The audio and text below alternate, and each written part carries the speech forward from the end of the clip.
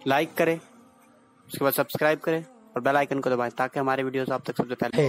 तो इल्म हासिल करो कुरान का, हदीस का, लेकिन ईमान के साथ। ईमान नहीं रहेगा कुछ नहीं रहेगा।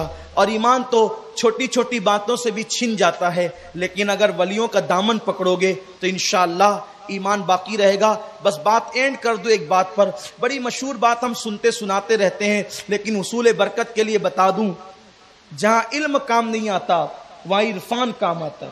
बात खत्म करने लगा हूं। जब गौसे पाक रदी अल्लाह ताला जंगलों में मुजाहिदात कर रहे थे, रियाजतें कर रहे थे, इबादतें कर रहे थे, और शैतान आया। और शैतान कैसे आया पता है?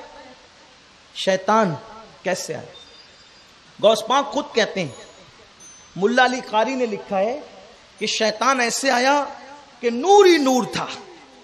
तवज्जे, नूर ही नूर था। इसका मतलब कभी कभी शैतान भी नूर लाता है, लेकिन शैतान का जो नूर होता है वो नूर नहीं होता, वो धोखा होता है, धोखा। अब शैतान जो चाहे अंदाज इख्तियार कर ले, जो चाहे शक्ल बना ले, जो चाहे तरीका इख्तियार कर ले। और पता चला कि हर जगह नूर के नाम पे फिसल मत जाया कर। हर जगह नूर के नाम पे, कहीं कहीं नूर के नाम पे मेकअप भी तो होता है ना।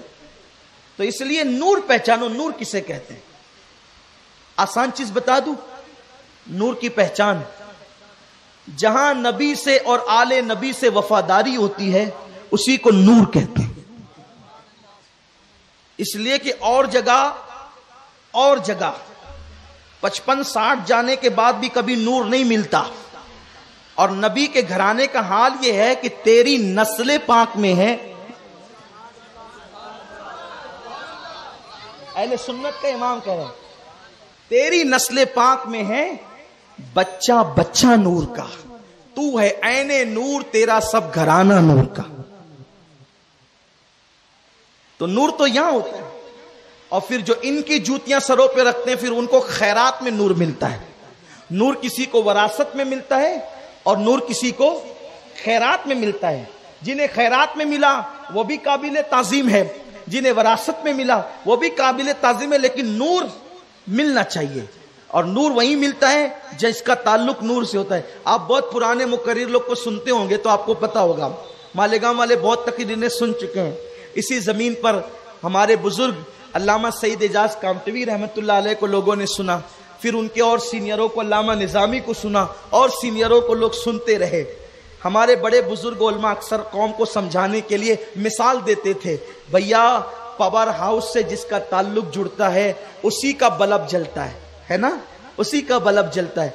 तो अब पता चला नूर वाले घराने से जिसका ताल्लुक जुड़ता है तो उसी को तो नूर मिलता है ना। जिसका ताल्लुक ही नूर वाले घराने से नहीं होगा, जो नूर वाले घरानों को देख करके मुंह चिढ़ाए, मुंह टेढ़ा करें, फिर उनके बल्ब कैसे जलेंगे? अरे उनके बल्ब तो न यहां जलते हैं न वहां जलते हैं, बल्कि वो खुद जलते हैं। उनके बल्ब नहीं जलते, वो खुद जलते हैं। और नूर वाले घराने पर जो कुर्बान होते हैं, कनेक्शन कायम करते हैं। गौसुल आजम से नूर वाला घराना है, गरीब नवाज से नूर वाला घराना है, मखदूम अशरफ से नूर वाला घराना है, वारिसे पाक से नूर वाला घराना। अरे इनसे जो जुड़े हैं ऐसे नूर वाले हो गए कि लोग फर्क नहीं कर पाते कि ये है कि ये है। नूर वालों से जुड़कर दुनिया ने देखा ना, इमाम अहले सुन्नत जब आले रसूल अहमदी के पास मुरीद होने के लिए गए तो आपने अपने दिल का फोकस उन पर क्या डाला? जब बाहर निकले तो लोग पहचान नहीं पा रहे थे कि ये आले रसूल है, कि ये आले रसूल, ये आले रसूल है। फिर कैसे पहचाना? इस तरह पहचाना, जिसकी दाढ़ी सफेद थी वो आले रसूल है, और जिसकी दाढ़ी काली थी वो अहले सुन्नत का इमाम है। तो नूर ये बनाता है इंसान, बेचारों को जिनको नूर की मारिफत ही नहीं। तो याद रखना, शैतान भी कभी कभी बहकाने के लिए नूर लाता है। तो आया नूर, और वो भी किसके सामने? तवज्जे, जो लोग सोना कभी ना देखें उनको तो बकरी दिखा के भी आप कह सकते हैं कि ये सोना है।